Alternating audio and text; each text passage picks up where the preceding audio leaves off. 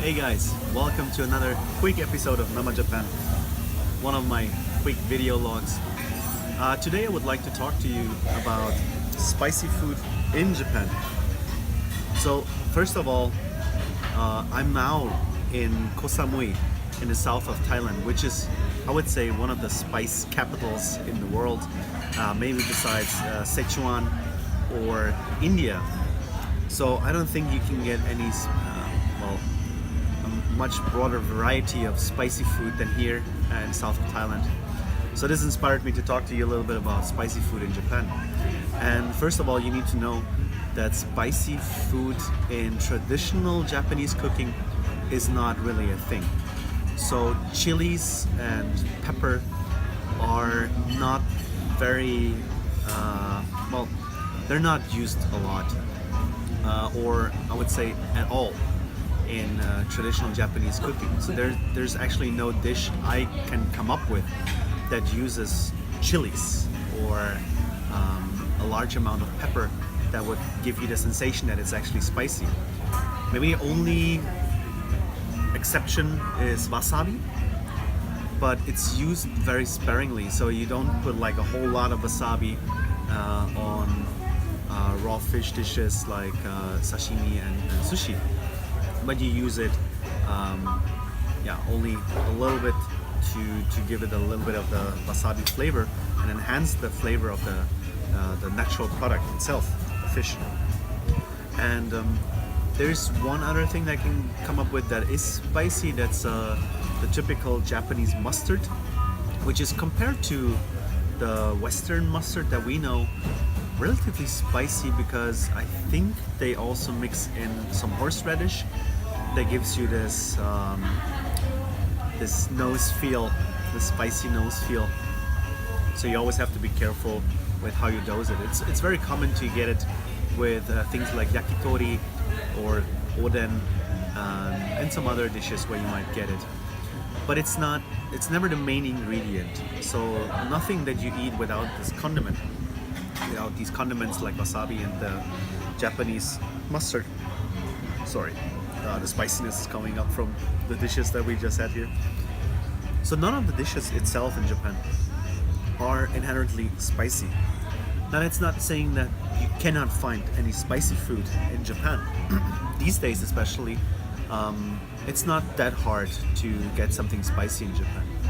I would say the best example, and then everyone comes up with first, is maybe the Japanese curry, which is a variant of the Indian curry that has been adapted over time to the Japanese taste. And there's tons of shops where you can get it, like Cocos Ichibanya and lots of other stores. And they often have like a spiciness level that you can order additionally to the curry itself. So which ranges sometimes from like 0, which is non-spicy, to 7, which is you'll burn in hell spicy. Another thing would maybe be at ramen shops you can easily get spicy food, especially the Chinese style tantan men, which use a lot of chilies and chili oil to flavor the ramen.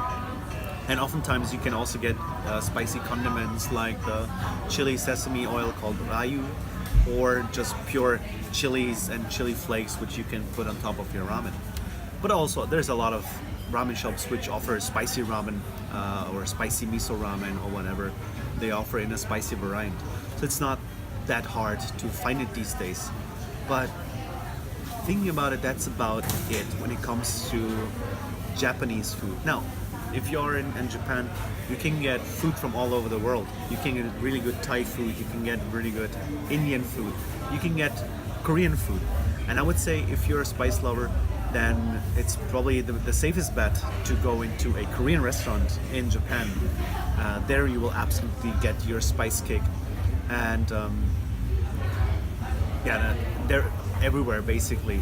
They're readily available. And if you live in Tokyo or you're visiting Tokyo, you want to try some Korean food, the best Korean food is probably found around Shin-Okubo Station, which is also known as Koreatown.